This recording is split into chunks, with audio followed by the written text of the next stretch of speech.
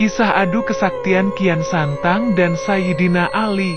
Beragam versi berkembang di tengah masyarakat mengenai cerita Raden Kian Santang, yang merupakan salah satu putra dari Prabu Siliwangi. Dalam satu versi disebutkan Kian Santang lahir dari rahim Dewi Kumalawangi di Pajajaran tahun 1315 M. Dia adalah seorang pemuda yang sangat cakap. Tidaklah heran jika pada usianya yang masih muda Kian Santang diangkat menjadi Dalem Bogor kedua. Konon, Raden Kian Santang juga sakti mandraguna. Tubuhnya kebal, tak bisa dilukai senjata jenis apapun. Auranya memancarkan wibawa seorang ksatria, dan sorot matanya menggetarkan hati lawan. Diriwayatkan, Prabu Kian Santang telah menjelajahi seluruh tanah Pasundan. Tapi, seumur hidupnya dia belum pernah bertemu dengan orang yang mampu melukai tubuhnya. Padahal pemuda ini ingin sekali melihat darahnya sendiri. Maka pada suatu hari, dia memohon kepada ayahnya agar dicarikan lawan yang hebat. Untuk memenuhi permintaan putranya, Prabu Siliwangi mengumpulkan para ahli nujum. Dia meminta bantuan pada mereka untuk menunjukkan siapa dan di mana orang sakti yang mampu mengalahkan putranya. Kemudian datang seorang kakek yang bisa menunjukkan orang yang selama ini dicari. Menurut kakek tersebut, orang gagah yang bisa mengalahkan Raden Kian Santang ada di tanah suci Mekah, namanya Sayyidina Ali. Aku ingin bertemu dengannya, ungkap Raden Kian Santang. Untuk bisa bertemu dengannya, ada syarat yang harus Raden penuhi, ujar si kakek. Syarat-syarat tersebut adalah harus bersemedi dulu di ujung kulon atau ujung barat Pasundan. Waktu itu Banten masih menjadi daerah Pasundan. Selain itu, Kian Santang harus berganti nama menjadi Galantrang Setra. Dua syarat yang disebutkan tidak menjadi penghalang. Dengan segera Raden Kian Santang memakai nama Galantrang Setra. Setelah itu dia segera pergi ke ujung kulon untuk bersemedi selama 40 hari. Selanjutnya Galantrang Setra pergi ke Mekah. Konon Kian Santang yang telah berganti nama menjadi Galantrang Setra ini pergi ke Mekah dengan ilmu kesaktiannya sehingga tidak memakan waktu lama untuk sampai di sana. Sesampainya di Arab, beliau langsung mencari Sayyidina Ali. Anda kenal dengan Sayyidina Ali? Tanya Kian Santang pada seorang lelaki tegap yang kebetulan berpapasan dengannya. Kenal sekali, jawabnya. Kalau begitu bisakah kau antar aku ke sana? Bisa, asal kau mau mengambilkan tongkatku itu. Demi untuk bertemu dengan Ali, Kian Santang menurut untuk mengambil tongkat yang tertancap di pasir. Tapi alangkah terkejutnya dia ketika mencoba mencabut tongkat itu, ia tak berhasil.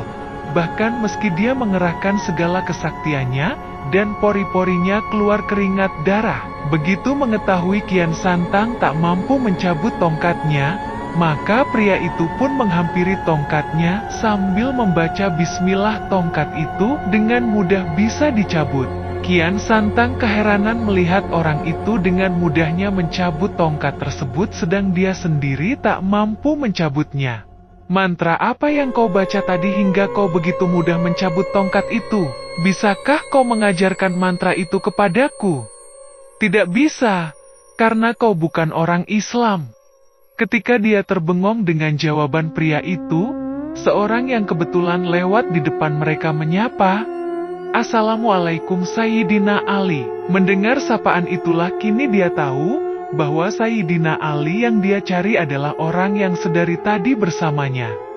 Begitu menyadari ini, maka keinginan Kian Santang untuk mengadu kesaktian musnah seketika. Bagaimana mungkin aku mampu mengalahkannya, sedang mengangkat tongkatnya pun aku tak mampu, pikirnya.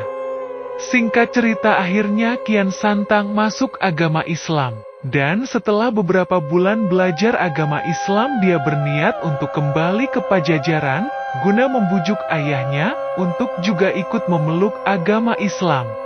Sesampainya di Pajajaran, dia segera menghadap ayahandanya. Dia ceritakan pengalamannya di tanah Mekah dari mulai bertemu Sayyidina Ali hingga masuk Islam. Karena itu dia berharap ayahandanya masuk Islam juga. Tapi sayangnya ajakan Kian Santang ini tak bersambut dan ayahandanya bersikeras untuk tetap memeluk agama Hindu yang sejak lahir dianutnya.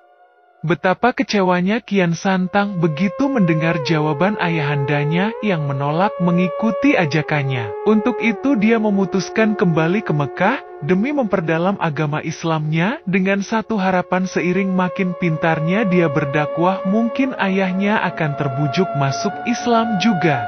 Setelah 7 tahun bermukim di Mekah, Kian Santang pun kembali lagi ke Pajajaran untuk mencoba mengislamkan ayahandanya.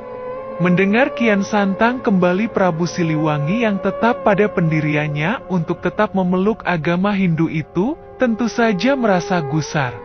Maka dari itu, ketika Kian Santang sedang dalam perjalanan menuju istana, dengan kesaktiannya Prabu Siliwangi menyulap keraton Pajajaran menjadi hutan rimba.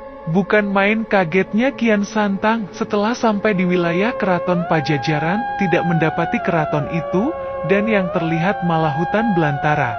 Padahal dia yakin dan tidak mungkin keliru, di sanalah keraton Pajajaran berdiri. Dan akhirnya setelah mencari kesana kemari dia menemukan ayahandanya dan para pengawalnya keluar dari hutan. Dengan segala hormat, dia bertanya pada ayahandanya, "Wahai ayahanda, mengapa ayahanda tinggal di hutan? Padahal ayahanda seorang raja, apakah pantas seorang raja tinggal di hutan? Lebih baik kita kembali ke keraton." Ananda ingin ayahanda memeluk agama Islam. Prabu Siliwangi tidak menjawab pertanyaan putranya, malah dia balik bertanya, "Wahai Ananda, lantas apa yang pantas tinggal di hutan?"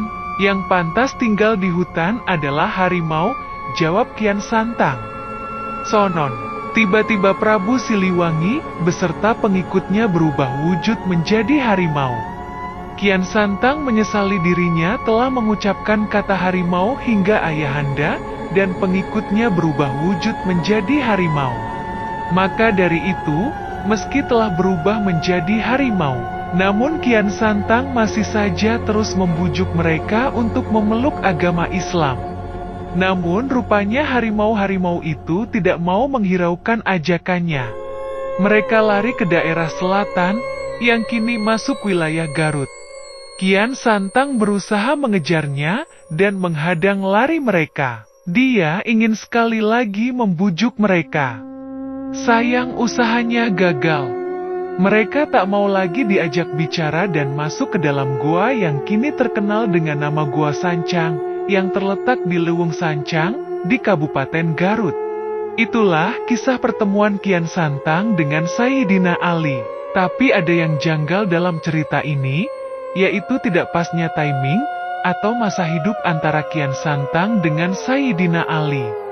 Kian Santang lahir sekitar tahun 1315 sedangkan Sayyidina Ali sendiri lahir sekitar tahun 599 Masehi dan sekaligus hidup pada masa Nabi Muhammad SAW. Ada rentang waktu yang sangat lama antara tahun 599 Masehi dan tahun 1315 Masehi, artinya cerita tersebut sangat tidak cocok masanya. Akan tetapi jika yang dimaksud adalah orang lain yang bernama Sayyidina Ali, mungkin cerita ini masih bisa kita terima. Akan tetapi kami hanya menginformasikan bahwa ada cerita atau kisah dari bumi Nusantara ini yang layak kita angkat, dan seperti biasa kita harus mengambil pelajaran dari kisah yang kami angkat ini. Salam.